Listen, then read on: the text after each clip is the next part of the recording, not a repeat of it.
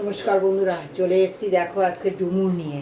হ্যাঁ, আর ডুমুরগুলো নিয়ে দেখো একদম মাঝখান দিয়ে কেটে দুভাগ করে নিয়ে আমি এই মশলা স্পুন দিয়ে এইভাবে সমস্ত দানাগুলো ফেলে ভালো করে হলুদ জলে ধুয়ে নিয়েছি।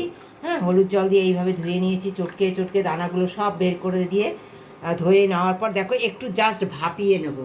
হ্যাঁ, একটা কষ ভাব থাকে, সেই কষ ভাবটা জাস্ট ভাপিয়ে নেওয়ার জন্য একটুখানি প্রেশারে একটু সিসি আওয়াজ হলে ওটা বের করে নেবো। সঙ্গে থাকো, আজকের রেসিপিটা একদম অন্যরকম স্বাদে, একদম দারুণ স্বাদে একটা ডুমুর রেসিপি হবে। সঙ্গে থেকে পুরো ভিডিওটা দেখো, আজকের রেসিপিটা নিশ্চয়ই তোমাদের খুব ভালো লাগবে বন্ধুরা। একটু ভালোবাসা তোমরা দিও। আমার অনেক অনেক মানে ওয়াচ টাইম কমে যাচ্ছে বন্ধুরা, অনেক ভিউয়ার্স কমে যাচ্ছে বন্ধুরা। একটু পাশে তোমরা থেকে আমাকে একটু দেখো। দেখো এইটা সুন্দর করে আমি ভাপিয়ে নেবো। হলুদ জল এতে দিয়েই দিয়েছি, এই হলুদ জলটাই দিয়ে দেবো, দিয়ে জাস্ট একটু ভাপিয়ে নেবো আমি।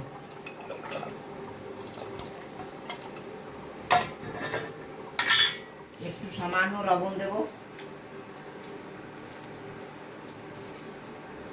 এরকম লবণ দিয়ে দিলাম, দিয়ে এটা সুন্দর করে মাখিয়ে এটা ভাপিয়ে নেবো আমি। তেল দিয়েছি তোমরা দেখেছো।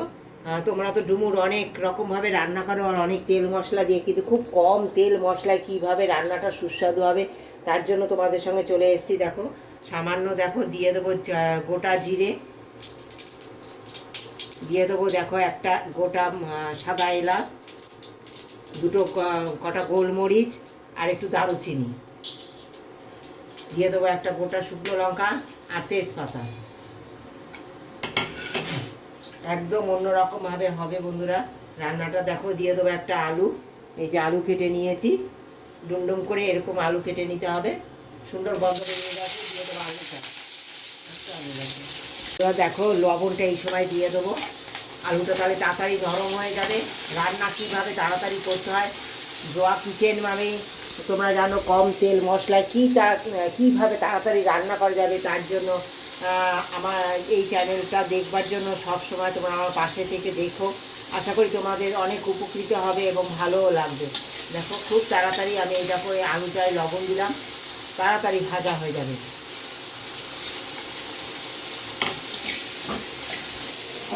সিদ্ধ বসিয়ে দিয়েছি,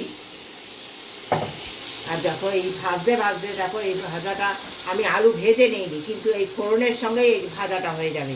দিয়ে দেবো আদা বাটা, আদা আলু ভাজতে ভাজতে মশলা কষানো হয়ে যাবে, ভাজাও হয়ে যাবে, আলুটাও ভাজা হয়ে যাবে, আলাদা করে ভাজার কোনো প্রয়োজন হবে না। একবার এইভাবে খেয়ে দেখো, আদার কাঁচা গন্ধ যাওয়া পর্যন্ত একটুখানি নেড়ে নেবো। এদিকে যার পোস্ত, হ্যাঁ এটা সুন্দর করে বেটে নেবো আমি ছিলাম।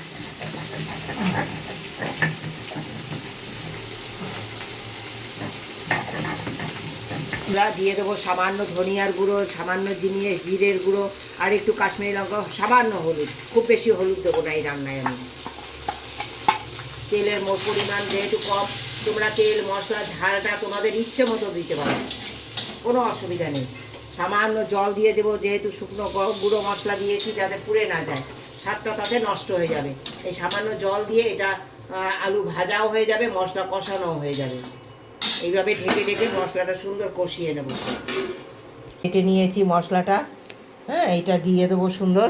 এদিকে মশলা কষতে তোমরা দেখেছো, হাফ কষানো পরে এই মশলাটা দিতে হবে। দেখো তেল প্রায় ছেড়ে দিচ্ছে, এবার এই মশলাটা দিয়ে দেবো আমি, দিয়ে ভালো করে কষাবো।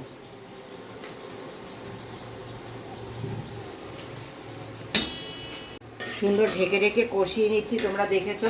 আর ডুমুরটা দেখো এদিকে আমি সিদ্ধই করে নিয়েছি বন্ধুরা। তোমরা যদি সিদ্ধ করে নাও না, জলটা একদম ফেলবে না। এই দেখো জলটা আমি রেখে দিয়েছি, এই জলটা দিয়েই রান্নাটা করব।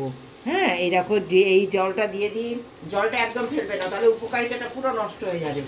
এই জলটা দিয়েই রান্না করবে, এই জলটা রেখে দিয়েছি আমি।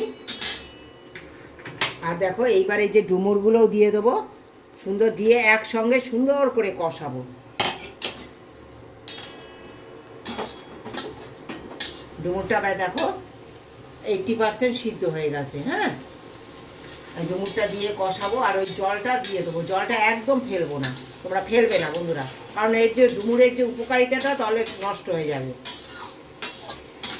এটা দিয়েই রান্না করবে সুন্দর করে। একদম কষানো হয়ে গেছে, তোমরা দেখতে পাচ্ছ একদম তেল নেই কিন্তু আমার রান্নায়, কিন্তু এটা অনেক সুস্বাদু হবে। পরে এমন কিছু দেবো,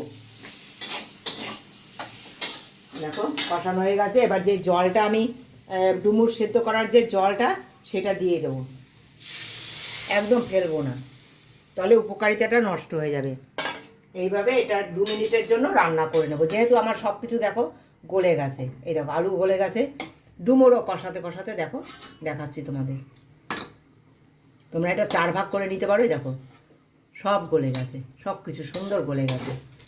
2 মিনিটের জন্য জাল দিয়ে নেবো। দিয়ে দেবো, দেখো আমি একটু চিনিটা একটু আগে দিচ্ছি, সামান্য একটুখানি নিরামিষ রেসিপি, একটু চিনি দিলাম, দিয়ে আমি 2 মিনিট জাল দিয়ে নেবো। মিশিয়ে দিলাম, সঙ্গে থাকো, পরে কি কি দেবো একদম ভিডিওটা স্কিপ করে দেখো না, কি করে এটা সুস্বাদু বানাবো, আরও সুস্বাদু বানাবো এই কম তেল মশলায়। একদম তৈরি হয়ে গেছে হ্যাঁ আমার এই রান্না। কিন্তু এটা কিভাবে সুস্বাদু করব, সঙ্গে থেকে পুরো ভিডিওটা দেখতে হবে, একদম পুরো ভিডিওটা।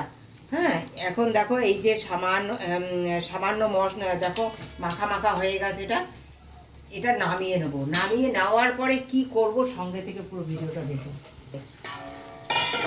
পুরো গরম মশলা দেবো না, অথচ এত সুস্বাদু হবে। দেখো বন্ধুরা, কড়াইতে দিয়ে দেবো অল্প ঘি। তোমরা দেখলেই যে মশলা স্পুনের 1 স্পুন মাত্র, এত সুস্বাদু হবে না এইভাবে খেলে। রান্নাটা দারুণ, এই কম তেলে যেহেতু রান্না করেছি, একবার এইভাবে নিরামিষ রান্নাটা করে খেয়ে দেখো, দারুণ সুস্বাদু হয়। সামান্য দিয়ে দেবো এই যে গোলমরিচের গুঁড়ো, আমার গুঁড়ো পাউডার। এইটা তোমরা দেখেছো ঝাল কম দিয়েছি, আর একদম আমি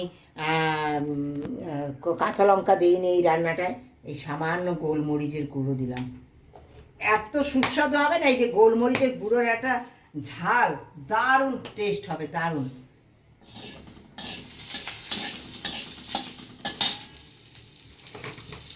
সামান্য গোলমরিচের গুঁড়ো দিলাম, আর দিয়ে দেবো একটু কাশ্মীরি লঙ্কার গুঁড়ো, একটু কাশ্মীরি লঙ্কার গুঁড়ো।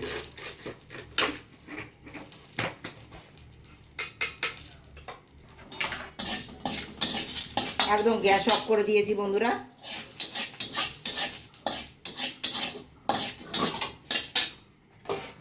এটা নামিয়ে এতে দিয়ে দেবো,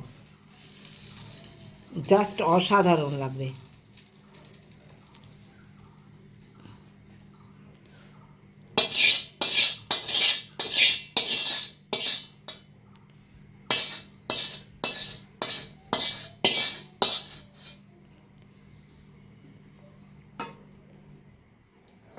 দেখতেও যেমন লাগবে, খেতেও তেমন সুস্বাদু হবে বন্ধুরা। এই যে গোলমরিচ লাস্টে ঘিতে দিলাম না, অসাধারণ একটা স্বাদ হবে। কেমন লাগলো রেসিপিটা একটা কমেন্ট দিয়ে জানিও। ভালোবাসা দিয়ে যারা পুরো ভিডিওটা দেখেছো তাদের অনেক ধন্যবাদ, আমার তরফ থেকে অনেক ভালোবাসা, অনেক। দেখো বন্ধুরা কতটা লোভনীয় হয়েছে, এটা কিন্তু মাছ মাংসকে হার মানাবে এইভাবে যদি তোমরা ডুমুরটা রান্না করে খাও, দারুণ সুস্বাদু হয়, দারুণ।